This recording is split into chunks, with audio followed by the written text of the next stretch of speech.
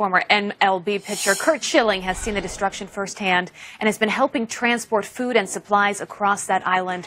And he joins us now with the very latest. Curt, you have seen it firsthand. Tell us what you've experienced.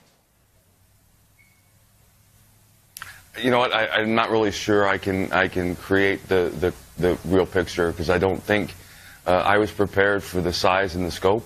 When we talk about devastation, these are on levels that I've never. I'm a student of military history. I've never seen anything like this. Looks like an atom bomb that didn't take the bodies. When the president says wiped out, the southeast part of the island is gone. And when I say gone, I don't mean that there are buildings down and people are hurt. I mean, there are towns that are gone. And you're starting to see some really weird and awkward stuff happening here, from a kind of a breakdown in things.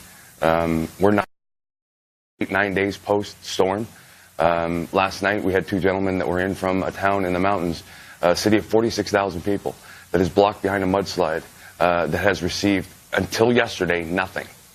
And seeing, I don't know why the media, I don't want to say blackout, but the stories that we've heard, people back in the States haven't heard. I know that there were 8 police officers buried here yesterday, and I don't think that story's made it out either.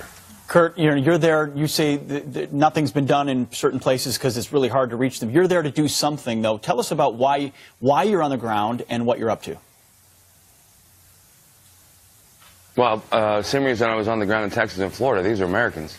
If this was Texas, there'd be 55,000 soldiers sitting on this island right now. I have talked to politicians in both states, and also the governor of Puerto Rico. Multiple people here, all have said, and this is just a very awkward media situation. All have said that the president did everything in a pace that they've never seen before, as far as him releasing money and releasing assets into these theaters. The execution on the ground has been horrifying in some cases. There are people, the soldiers, and I think some of the personnel are doing everything they can do, but there's something happening here from an outside looking in perspective that is just, I've seen the best and worst of humanity in the last 48, 72 hours, and it's terrifying. If people want to help through your organization and through what you're doing, how can they go about doing that? We have an Operation Bullpen Facebook page where you can, we've organized about 45 or 50 semis nationwide to get food, water, supplies to our places in Tampa, and to participate in the air bridge down here. The challenge is that yesterday at some point the airport was shut down.